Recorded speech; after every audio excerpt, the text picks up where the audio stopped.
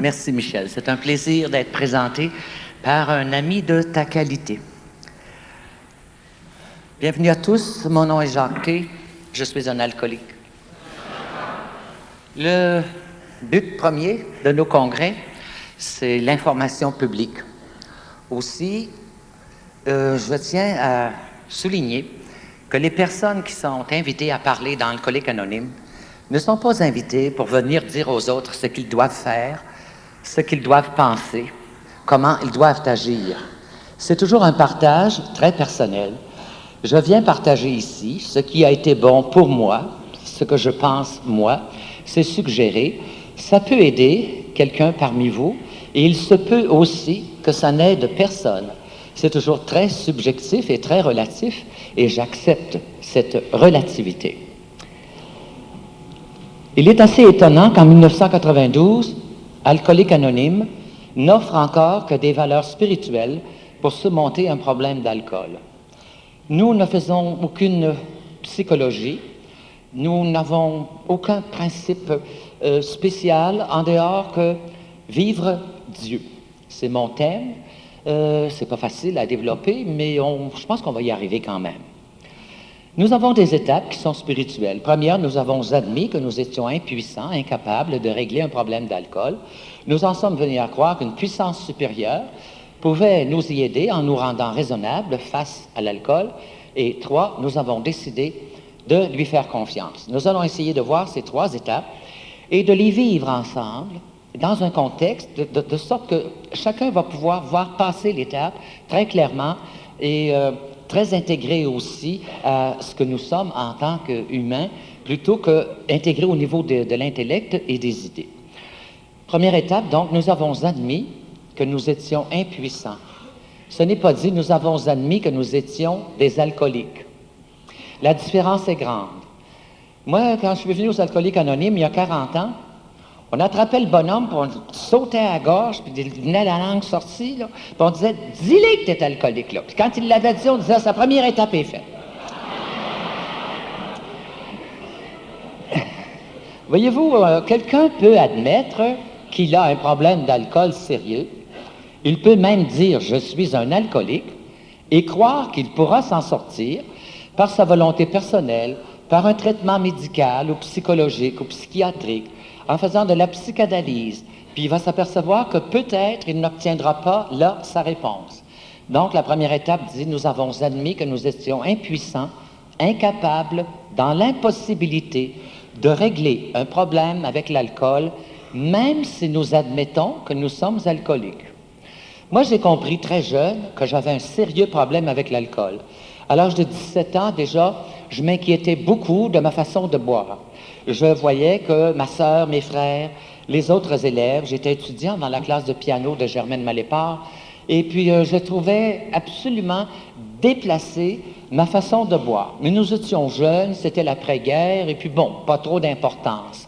5 ans plus tard, à l'âge de 22 ans, j'avais un problème réel. J'avais les tremblements du matin, j'avais déjà appris le truc de prendre de l'alcool pour replacer ces tremblements-là. Alors j'étais embarqué.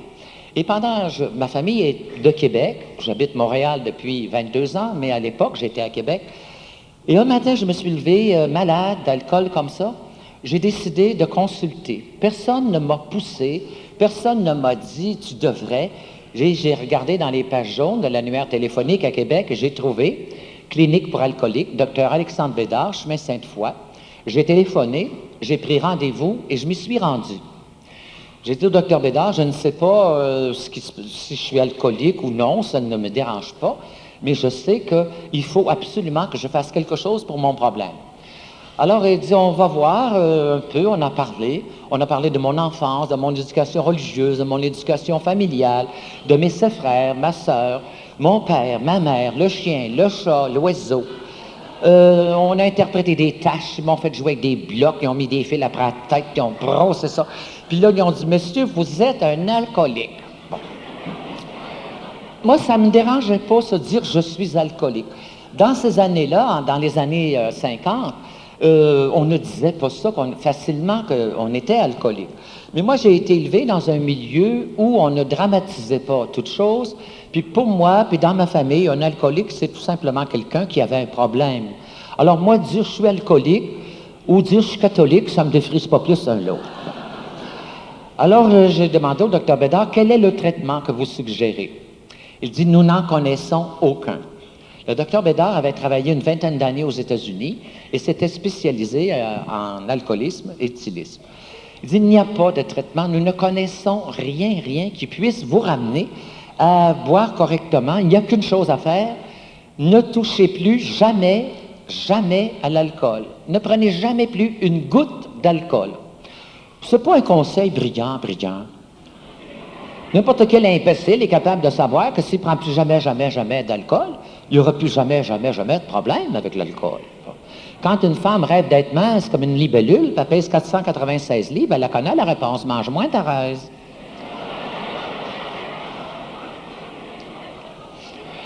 Mais est-ce que ça veut dire que la personne est capable de faire ce qu'on conseille? Ce ne sont pas des réponses qu'il nous faut. Ce sont des moyens pour arriver à réaliser le programme. Donc, j'ai quitté cette clinique très satisfait. Le médecin était accueillant, compréhensif, aimable. Il m'a apporté beaucoup par la suite aussi dans ma vie. Et j'ai décidé que je vivrais sans alcool.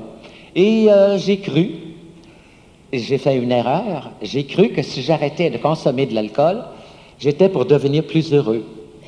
Ça a été faux.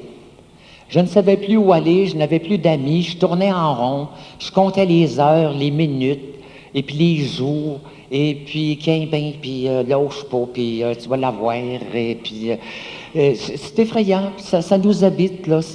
Souvent des Al-Anon me disent, c'est difficile de comprendre ce que c'est qu'une obsession. C'est que ça nous habite tout le temps. Il n'y a pas moyen de penser à d'autres choses. Moi, je me levais le matin, puis je disais, genre, faut pas que tu boives, tu sais, le docteur te l'a dit, tu es alcoolique. Et puis, fais-toi un café. Il y a bien des gens à Québec, ils prennent pas tous de l'alcool à se lever le matin. Puis tu radotes tout le temps. Je faisais mon café, je mettais de la vraie crème dedans, puis je goûtais à ça. Je disais, tu vois, Jacques, c'est pas si pire. Non, c'est pas si pire. Et puis là, je regardais l'heure. Je disais, tu vois, il est 10 heures, t'es levé depuis 8 heures. Ça fait 2 heures que t'as pas bu, Jacques. T'es pas après mourir, là, hein? Je disais, non, mais ça s'en vient bien, par exemple, là. Bon. Et là, ça arrive à l'heure du repas du midi. Puis là, je disais, faut pas que je prenne de l'alcool à l'heure du repas du midi. Puis dans les restaurants, je surveillais les tables. Et les femmes aussi. Sac en alligator, souliers d'alligator. Un sac en alligator, ça coûte 3 500 $. Puis je disais, regarde, Jacques, la bonne femme, elle en a pour 10 000 $ sur le dos. Puis elle n'a pas pris de vin. T'es pas pire qu'elle, t'es alcoolique, tu sais, le docteur te l'a dit, fait, tu vas venir la même chose qu'elle, fais venir la chose, puis ce genre. Puis quand je sortais du restaurant, là, je me félicitais. T'es pas fier de toi, là? Hein? Là, tu as tout l'après-midi organisé. Là. Et puis, tu prends un petit jus. Puis j'avais dit ça à tout le monde, moi, que j'étais alcoolique. Tous mes amis, toute ma famille, tout le monde savait que j'étais alcoolique. Moi, la nomina, bon. Et puis, tout le monde m'aidait. Hein, puis, il arrivait chez nous, puis genre, prendras-tu un petit jus? Voudras-tu que je te fasse une petite tasse de thé? T'as-tu soif? Je disais, pas trop pire. Tu vas voir, on va l'avoir, on lâchera pas, puis tiens bien. Puis... On arrivait au souper, puis là, tu as toute la veillée organisée. Puis là, on jouait du piano, puis on écoutait des disques, puis prendras-tu une petite tasse de thé, puis c'est pas trop pire, puis tu vas voir, on va l'avoir. Je me couchais à minuit, moi, épuisé. Parce que c'est un full-time job, t'as pas le temps de passer à d'autres choses, tu viens à moitié timbré là-dedans. Puis là, le lendemain matin, c'était tout recommencé. Là, Jacques, t'as pas bu hier, faut pas que tu boives le matin, fais-toi un beau café comme hier, puis là, je refaisais mon avant-midi. C'est brillant. Moi, j'ai fait 3 semaines de ça, là, puis au bout de 3 semaines, là, j'ai dit, je vais recommencer ça l'année prochaine, peut-être. Mais pour asseoir, out. J'ai été boire. Vous auriez dû voir le slack que ça m'a fait. Je suis revenu dans Easy Does It, hein. Et monsieur. Puis, on sait ce qui se passe, hein. Je suis revenu exactement au même point de départ où j'étais. Puis, je suis retourné voir ce médecin qui m'a dit, vous savez, la science, nous ne savons pas, je regrette. Il dit, je pourrais bien vous mentir, mais nous n'avons pas, nous n'avons rien. Alcoolique Anonyme n'était pas connu à Québec à l'époque. Et puis, j'ai recommencé à boire. Puis quand je suis devenu trop malade encore, j'ai cherché pour autre chose. C'est drôle, instinctivement, je me disais, je suis trop seul pour me défendre là-dedans. Je restais seul chez moi, j'osais pas aller dans les bars habituels. C'est pas qu'on faisait tellement de mal, mais on allait, c'était la grande époque, là, Alice Roby, Muriel Millard, Edith Piaf venaient en personne. Nous ne nous contentions pas de haut-parleurs et de disques, là, nous autres. Ça nous prenait les vedettes en place avec l'orchestre. Là. Les jeunes, aujourd'hui, ne sont pas difficiles, eux autres. Je suis content de ça, là. Et puis, c'était cette époque-là. Et puis, je suis retourné d'un bar, puis j'ai recommencé, puis je suis revenu où j'étais. J'ai dit, je suis trop seul, je reste chez nous, je me morfonds, il devrait y avoir des groupes, ça doit exister. Puis je me suis dit, s'il n'y en a pas à Québec, j'irai à Montréal, j'irai quelque part. J'ai trouvé en 1952, dans les pages jaunes de l'annuaire, Alcooliques Anonymes à Québec. C'était tout nouveau, ça débutait. Aussi étrange que cela puisse paraître, Québec a connu Alcooliques Anonymes presque 10 ans après Montréal. Pourquoi? Parce que c'est entré du côté anglais, d'abord, et comme il n'y avait que 4% de la population de la ville de Québec qui parlait l'anglais, ça a été très long avant que ça traverse du côté français. Et puis, j'ai téléphoné, c'est Edna qui m'a répondu. Edna est décédée maintenant. Puis elle m'a dit, ben venez ce soir, nous avons une seule adresse. Tous les soirs, nous tenons réunion à cette adresse. Moi, j'ai dit, madame, est-ce qu'on perd l'obsession de ça? C'est ça que je veux. Voyez-vous, Alcooliques Anonymes ne nous offre pas une victoire sur l'alcool. Une victoire sur l'alcool suppose une bataille constante. Change de trottoir, puis tiens bien, puis lâche pas, prends ton cause égal, respire par le nez. C'est une libération qu'il nous faut. Ça vient que, c'est une promesse qu'on peut faire aux nouveaux ici. Rarement avons-nous vu faillir à la tâche celui qui s'est adonné à fond dans la même voie que nous, et voici les 12 étapes que nous avons suivies. Moi, je me disais, si je pouvais être libéré, je le disais à mes psychologues que j'ai vus par la suite, si ça pouvait me sortir de la tête, et c'est ce qui arrive. Vous savez, nous ne sommes pas des martyrs ici, de ne pas avoir bu depuis 3 mois, depuis 5 ans, depuis 10 ans, depuis 20 ans. Il n'y a pas de tristesse. Une fois, une dame me demande, depuis combien de temps êtes-vous abstinent? Dans le temps, je devais avoir une vingtaine d'années. Je dis, ça fait bien 20 ans maintenant, madame. Oh mon Dieu, que c'est beau! Elle me prenait quasiment pour un saint. On n'est pas des martyrs, là, ici. Si nous sommes libérés, si boire de l'alcool, ça nous intéresse à peu près comme manger le microphone qui est là, où est la difficulté? Et ça devient easy, does it? It's very easy with Alcoholics Anonymous. Tu n'y penseras même plus, tu vas être libéré. C'est ça le cadeau qu'on voudrait obtenir. Alors elle dit, oui, elle dit, moi je ne pensais qu'à ça. Vous allez voir, ça s'en va, on n'y pense plus. Alors j'étais content. Puis j'ai dit, j'irai ce soir. Quand je suis venu aux Alcooliques Anonymes, la première fois, je n'avais qu'une idée en tête, savoir ce qu'ils faisaient pour arriver à s'en sortir. Je ne suis pas venu aux Alcooliques Anonymes pour savoir que les alcooliques boivent. Je le savais. J'en suis un. Puis je dis toujours, si tu ne sais pas ça, que les alcooliques boivent, demande aux Alanons, ils vont te le dire. Alors, je suis arrivé, c'était difficile à trouver, je suis arrivé quelques minutes en retard. J'étais déçu d'être en retard. J'aurais voulu rencontrer la dame Edna qui m'avait parlé, rencontrer l'infirmière qui s'occupait du groupe, le psychologue ou le psychiatre en charge, connaître les heures de thérapie. Je ne connaissais pas ça. Il y avait 5 personnes dans la salle. Je trouvais que les psychologues, les psychiatres, ça ne pleuvait pas trop, là. Et puis, je me suis assis. J'avais hâte que ça finisse tout ce brossage-là en avant, là, pour savoir qu'est-ce qu'il faut faire. Moi, j'avais hâte de connaître tout ce qu'il fallait faire, à quel endroit on allait pour les thérapies, si on allait dans un hôpital à côté. Bon. Et puis, il y a un bonhomme qui se lève, il prend une pancarte, puis il dit, voici les 12 étapes que nous avons suivies et qui sont suggérées comme programme de relèvement. Ben, j'écoute, là. Quand on parle français, voici les 12 étapes que nous avons suivies qui sont suggérées comme programme de relèvement. J'avais les oreilles grandes ouvertes. J'ai dit, moi, tout ce qu'il va dire, là, je vais le faire. Puis je ne discuterai rien, je vais tout faire ce qu'on va me demander à la lettre. J'avais un désir. Alors, il commence à lire. Première étape, nous avons admis que nous étions impuissants face à l'alcool et que nous avions perdu la maîtrise de notre vie. Ça, je trouvais que c'était plein d'allure. Ça, j'ai dit, c'est parfait, ça. Et voilà. 2, nous en sommes venus à croire qu'une puissance supérieure, là, j'ai failli tomber en bas de ma chaise. pouvait nous rendre à la raison. 3, nous avons décidé de confier notre vie et notre volonté aux soins de Dieu. Là, j'ai tombé en bas de ma chaise.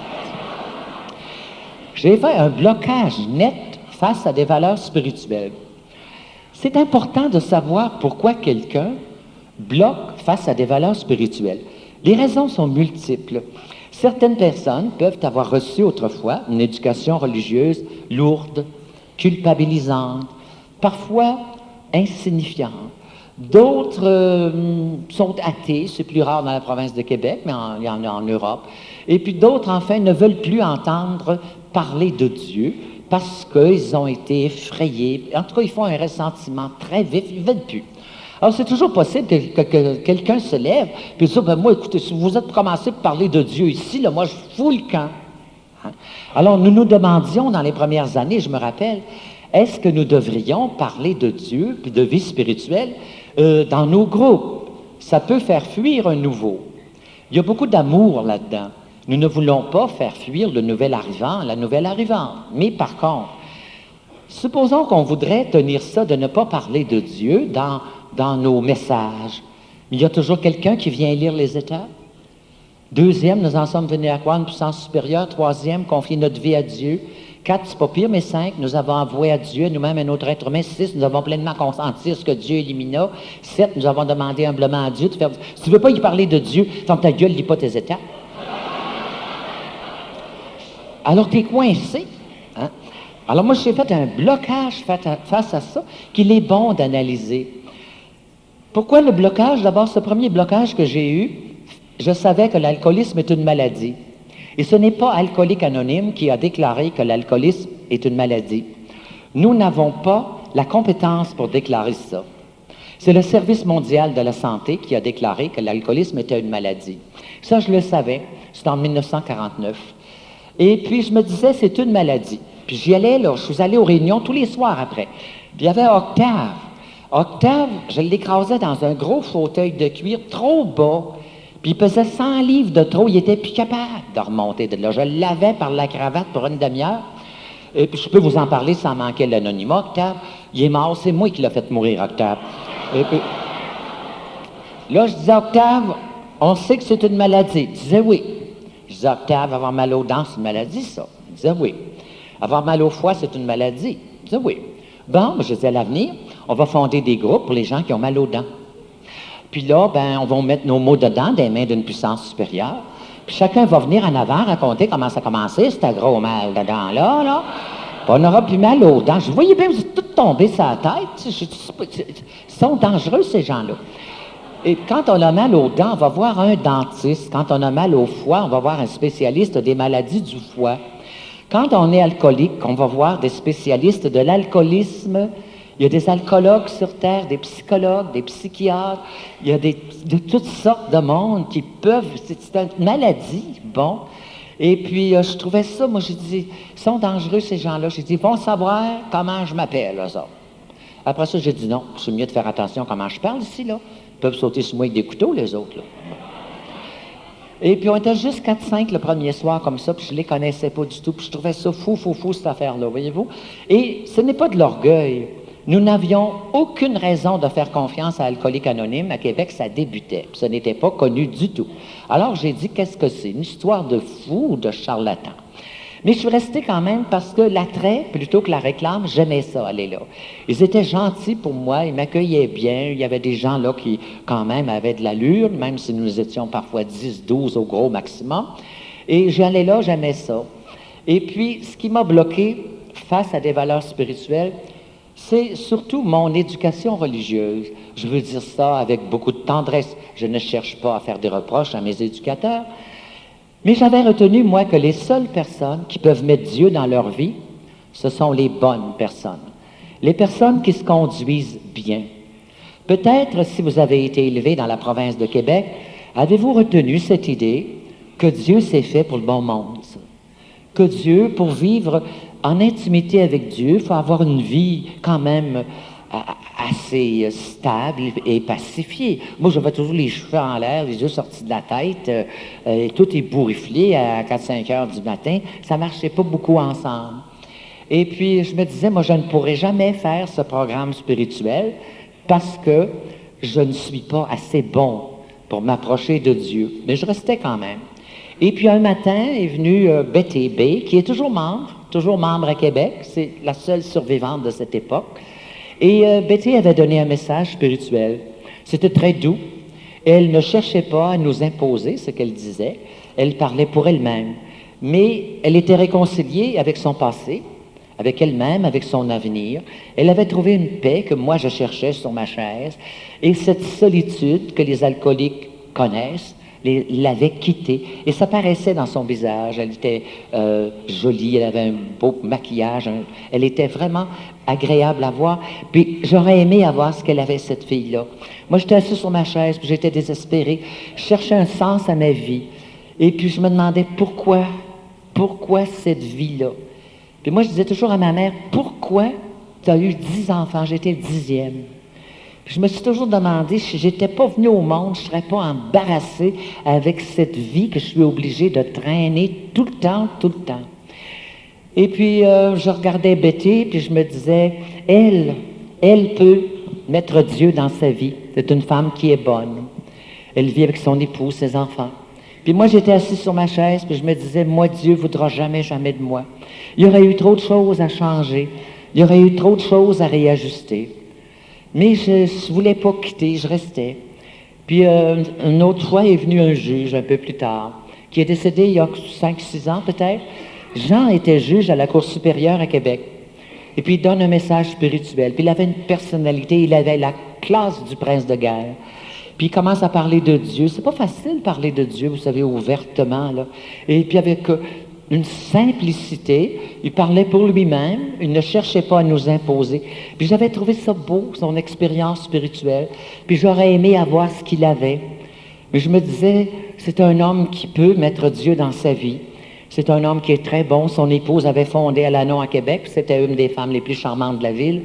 Puis moi, assis sur ma chaise, je me disais, Dieu ne voudra jamais de moi. C'est pas assez bon, puis il y aurait eu trop de choses à changer.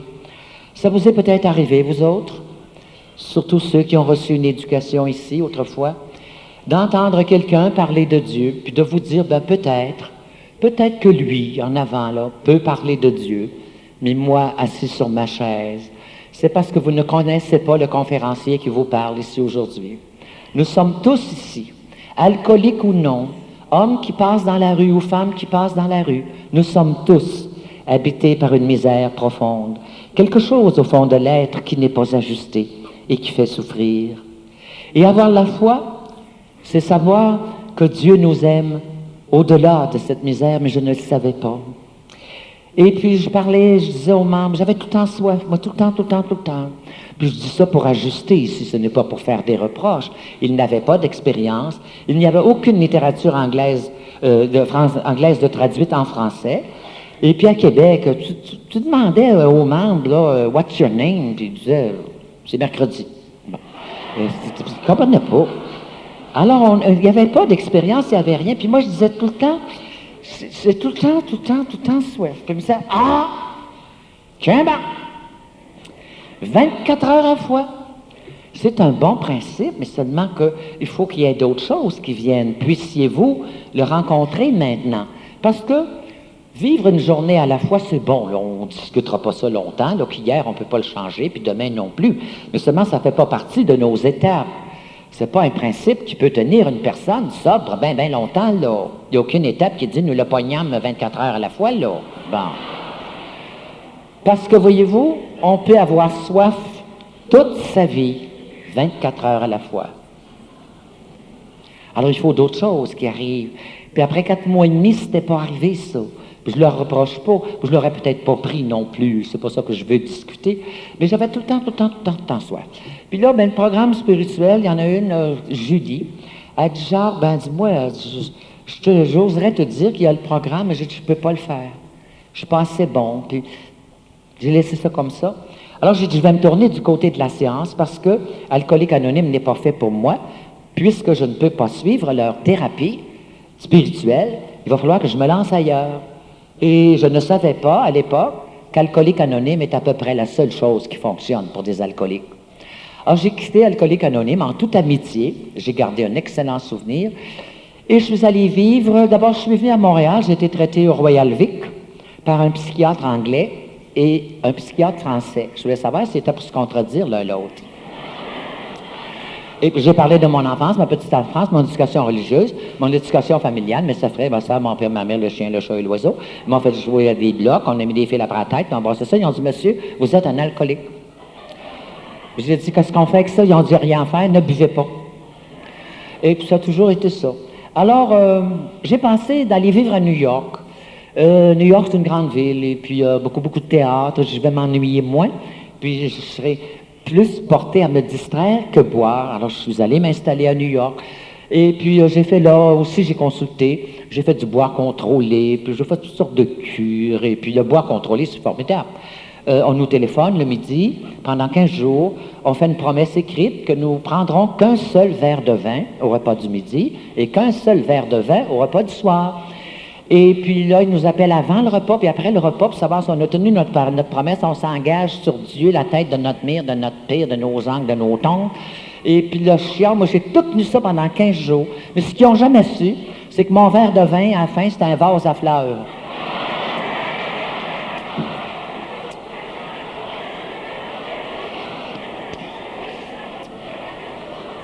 Puis ma sœur est mariée avec un psychiatre, alors elle est venue de Québec, et puis pour me parler, puis ma sœur est une travailleuse sociale très formée, qui fait de la thérapie aussi pour les enfants, et elle dirige maintenant en Floride une partie du Child Abuse. Alors elle dit, Jacques, toi, tu es fait pour vivre à Paris, je te vois mal à New York. Elle dit, Paris, tu sais, c'est la France, hein, et puis les grands boulevards, et la culture française, le théâtre français, et tout le bazar. Alors, je suis parti avec mes guenilles, je traînais un piano à cul, puis des tapis mur à mur, puis des rideaux de velours, et puis des bébelles. Puis je me suis installé à Paris. Et puis le théâtre français, les grands boulevards, la culture française et tout le bazar, ça fait que nous bûmes. Et nous nous saoulâmes. On est assis en calvaire pareil. Et puis ça n'a pas fait non plus. Et c'est effrayant, mon frère Réal est venu me rejoindre. Là, j'ai été consulté à Londres. Mon frère Réal est venu me rejoindre à Londres. Et puis là, on nous a dit que les vrais cracks en matière d'alcoolisme, c'était l'Allemagne. Nous y fûmes, nous rencontrant des cracks, que j'ai expliqué mon enfance, ma petite enfance, puis ils m'ont dit, monsieur, vous êtes un alcoolique. Puis on dit à mon frère, votre frère, là, c'est ça son problème. C'est pas d'autre chose, là, c'est l'alcool. S'il laissait l'alcool, il fonctionnerait, là, parce que c'est correct partout, là. Et puis, il faut pas qu'il consomme. C'est fini pour lui, l'alcool. Mon frère dit oui. Ça, il sait ça. Mais il n'aime pas ça. Bon, il veut pas. Bon.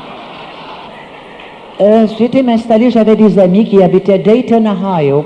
Je suis allé m'installer là. Puis là, ben, de là, on allait à Chicago. C'était pas très, très loin. Puis nous sommes allés à Cincinnati. Oh, c'est effrayant, une affaire de fou. Et puis, je suis retourné en Europe, c'est encore là où j'étais le moins malheureux. Et puis, je suis revenu 10 ans plus tard, en 1962, à bord d'un avion d'Air France. Moi, je suis arrivé à Orly.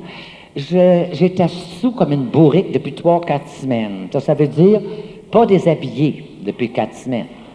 Parce que tu sors du bar, tu couches sur le gazon, ou dans ta chambre à l'hôtel, ou par terre dans ta chambre, ou dans l'escalier de l'hôtel. Ça dépend où il y a ce que tu atterris, là. Bon.